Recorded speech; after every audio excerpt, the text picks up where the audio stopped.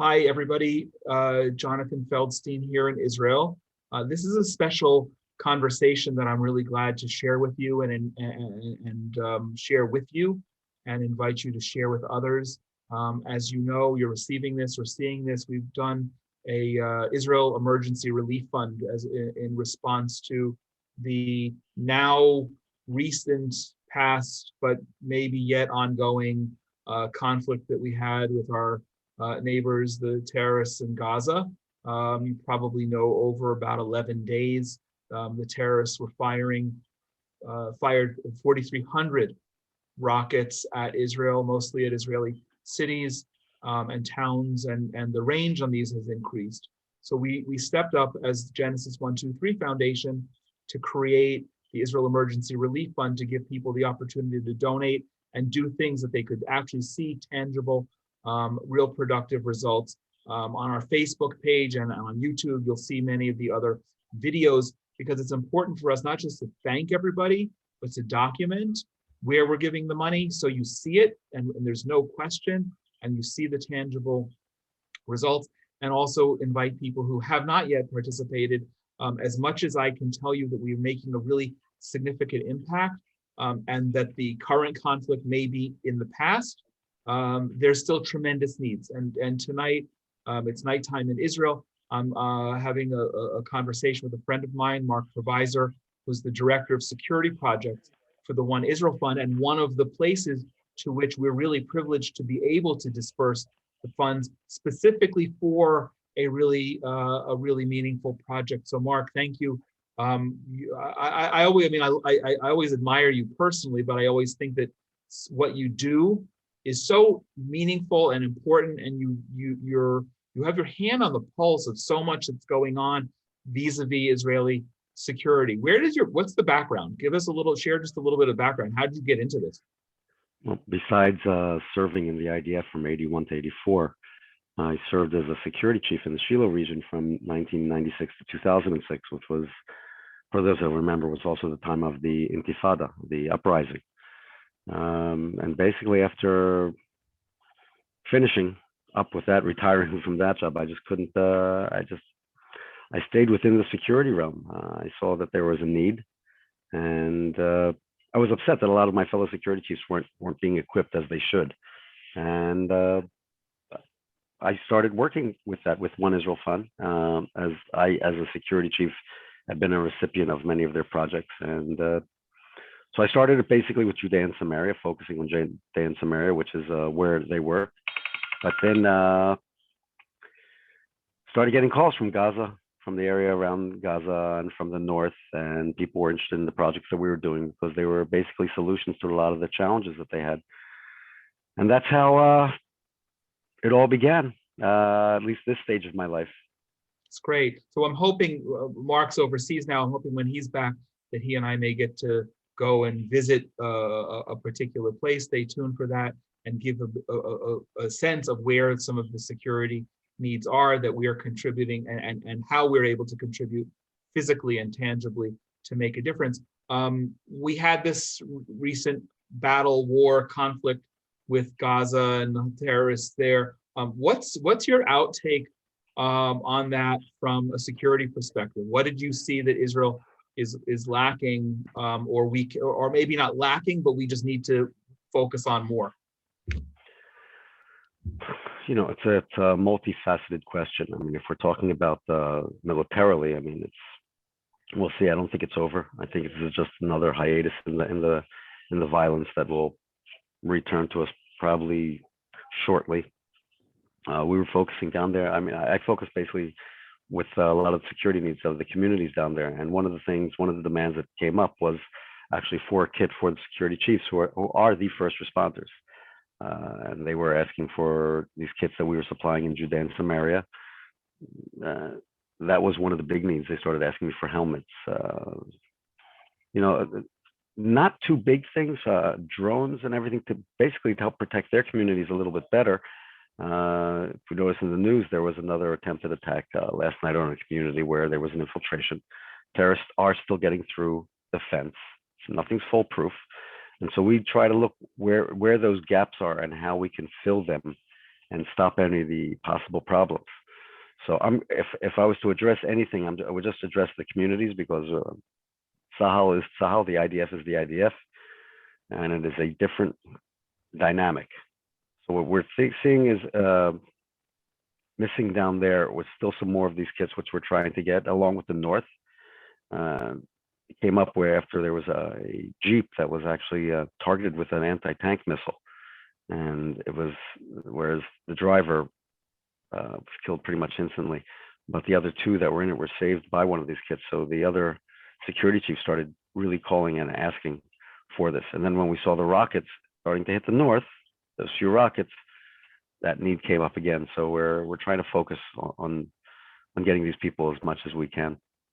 By way of background, you're talking about security chiefs and communities.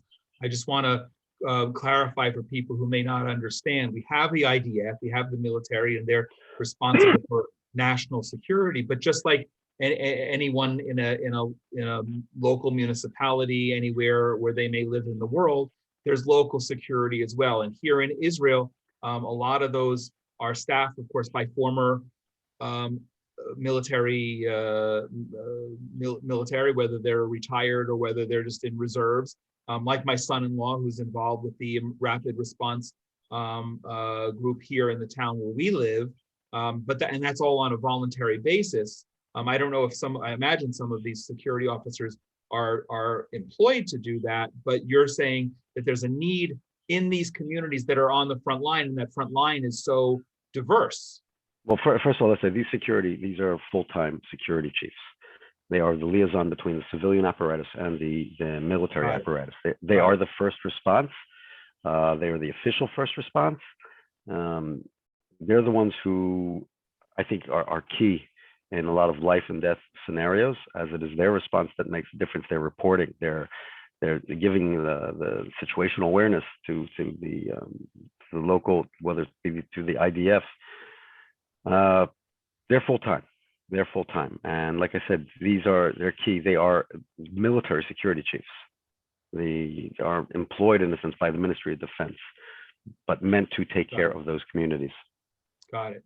So, so the attack that you alluded to that was yesterday, this was one of the security chiefs in one of the communities down near the Gaza border who confronted a terrorist who got through. And I saw a picture of him. He got his hand sliced up a little bit, combating a terrorist, basically hand-to-hand combat with this guy, trying to disarm the terrorist with the knife.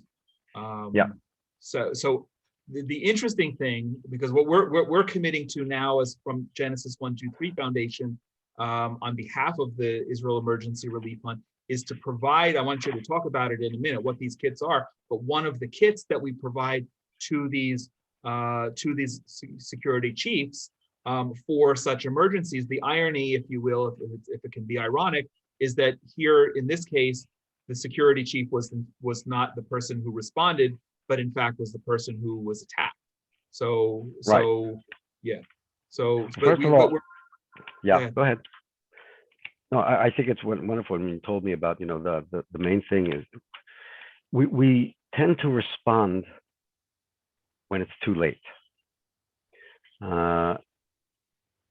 This is when people's hearts open up, in a sense. And regarding security, one of the most important things that you can be is to be prepared, honestly.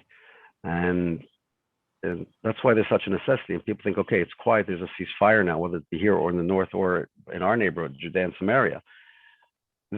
When it's quiet, it means that we have to prepare. We have to reassess, we have to build, we have to improve. That's what that's for. And it's very frustrating to me as someone who actually works in the field, that all of a sudden when the need is there, that's when people open up and want to take action. Whereas the most important thing to do is to take action before and to be prepared, because that's how you save lives, not when it's too late. And so when you gave me the news about how you're partaking in it, I was ecstatic. But then again, I believe that you understand that concept, and I'm grateful to the people who are involved with you, because it means that they understand that concept also. Well, through conversations like this, I want to be sure that everyone, whether they've donated $5 or $500, really does understand. And I used the word. I went down to the Gaza area last week to disperse some of the funds, and I used the word as an investment. Now, some of them we're providing relief. We provided food vouchers for people who have been traumatized and victimized, and we're providing trauma relief for at-risk kids. This is something that's much more tangible in a sense, and is that investment. It's important to me because I know who you are and what you mean, that even our donating at least or only one of these emergency kits for now is that meaningful. But on this side, I'm feeling, gosh, that's not enough. Hold on, just remember that. Okay, we spoke about, you just said donating one emergency kit. That one emergency kit in the northern Gazan area saved 2 lives. One kit. So when we say meaningful, that means 2 lives, 2 guys are alive today because someone thought that was important. Right. So it's very significant. Okay, no, it's significant, but here's my thing, because I'm always a big dreamer. If we had a blank check, or if someone was watching this right now and said, wow, I want to help do more of that, because one is meaningful and we can save 2 lives, but I want to spread that out, and I want to do 20, I want to do 50. What's the need? Like, how many of these kits do you need? So I think, first of all, Gaza, we have to reassess. Next week we'll do a reassessment of how many are still lacking down there. The northern border is in need of it. I could be around 30 kits at least. So, like, we like to address first what we call the 0 to 4 kilometer range, the immediate range on that.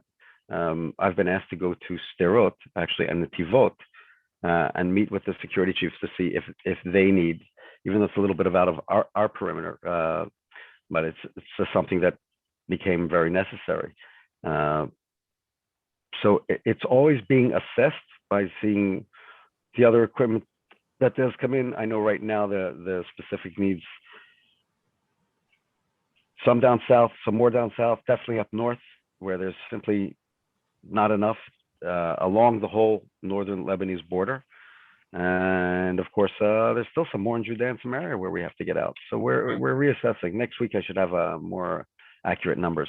All right. So maybe next week we'll have another conversation about this, and maybe as we say in Hebrew, in the shetach, somewhere where we can show some of the needs and engage maybe with some of the security professionals, because I want people to understand this. And if it brings more money, that's great. If it doesn't, and we just have educated donors, then that's awesome. Last thing, just we're talking about these kits. They're not cheap. What's in them? Like, why are they so important, Mark? So, all right. So what was needed was to design a kit that I call it go figure. I really call it a go figure kit. That we wanted to make something that almost dealt with every scenario that the security chiefs have to deal with. So the first and foremost was we put in a major trauma kit, not a little kit with a lot of let's call it first aid trauma, with blood stopping, trauma stopping, the CAT tourniquets. I mean, anything really needed, looking at their situations and giving them an answer to each one of those things medically. Okay, as in a medical emergency. There was also the need, if I start looking at the kit on one side, there was these guys get called on. These are the sheriffs and so on, and they're getting called on for anything and everything. So we put a toolkit in there, various ratchets and drivers and so on. I'm just saying it because it's hard to imagine the diversity of what a security chief does. He has a one-time use, a special mask, a full head mask, where he has to go into fires, or whether it be chemicals in houses and so on. People don't realize this is also the first response of the fire team.